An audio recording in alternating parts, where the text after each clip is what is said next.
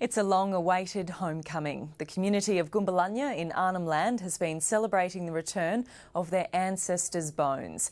60 years after they were taken by researchers, the remains have finally been reburied.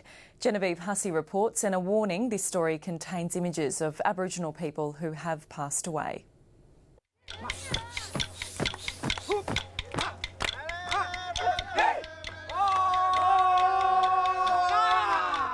It's a funeral. We're burying people.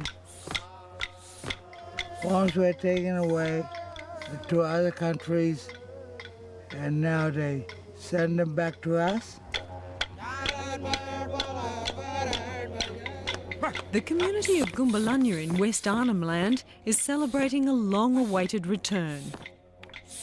After 60 years, the bones of their ancestors have been returned to their country. When the first few came back home, I felt happy. I felt very happy. Our ancestors came back. Finally, we got them back, and for me and the family, so we're happy to put the remains on the ground and welcome back home. It is a sense of completion for the community, and it is a sense of joy. It's kind of like a joyful burial because they're home. In the north of Australia, scientists of the Arnhem Land expedition, conducted by the Australian Department of Information and the National Geographic Society of America, set out along the Alligator River to gather specimens. In 1948, a team of American and Australian researchers, led by Charles Mountford, embarked on an epic scientific expedition across Arnhem Land. One of its objectives was to try to understand the relationship between Aboriginal people and the environment. That was, in fact, quite groundbreaking in terms of anthropology. They had everything from an ichthyologist to entomology. One of the main things they wanted to do was to promote Australia around the world, and so the Department of Information was very much involved in saying, well, this is a giant scientific expedition. In the country around Gunbalanya in West Arnhem Land, they struck scientific gold. Primitive relics of an even more primitive age.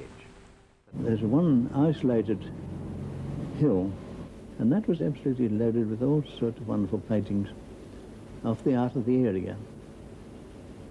And we spent days and days up there photographing them. The team not only collected bark paintings and Aboriginal implements, it also took pieces of human bone. In the excavations of a rock shelter. They were excavating these sites, and during these excavations they found some fragments of human bone, but most of the human remains were simply removed from the back of rock shelters. They were lying where they'd been left many years ago, in some of them in paper bark, and they were simply taken away by the researchers. Much of the collection ended up at the Smithsonian Institution in the United States.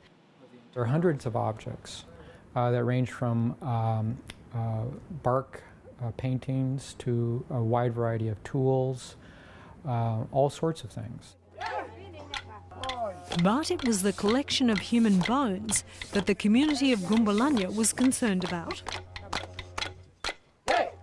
Bodies were taken without any asking. So we had no ceremony for them because they were away. That I didn't like. Those remains should never be touched in the first place. We should never remove any remains or disturb them once they've been placed in a place where they belong. In 2008, the Smithsonian returned 2/3 of the human remains to Australia, but it kept the rest. Last year, after lobbying from traditional owners, the Smithsonian agreed to return the remaining bones. And traditional owners from West Arnhem Land travelled to the US to collect them. They performed a very beautiful ceremony at the Smithsonian Institution. Joe Gumbalo, one of the representatives, put it to me. These spirits, these people have just been hearing American accents over here. We want them to hear their language. And so almost on a sort of wave of song, they were being taken back into their country. So I feel sorry that they were stolen.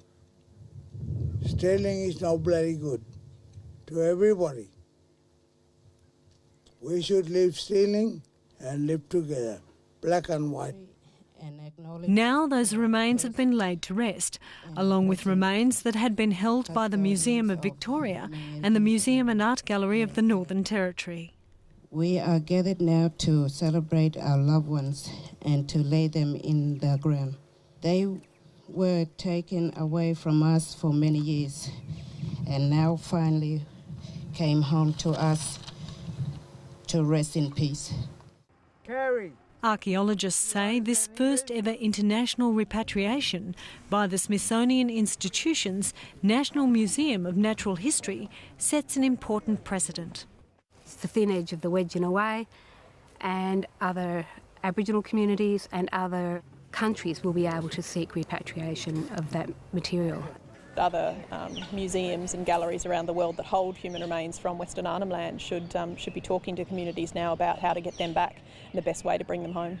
There's a lot of remains that are still being kept overseas as well. This is the first step. But for the community of Gunbalanya, this is the end of a long battle. It is a happy ending story for us. It's been very rewarding day for everyone to honour them and to welcome them back to the community.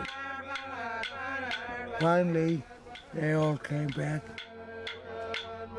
Could they come back and sleep now? They will forever.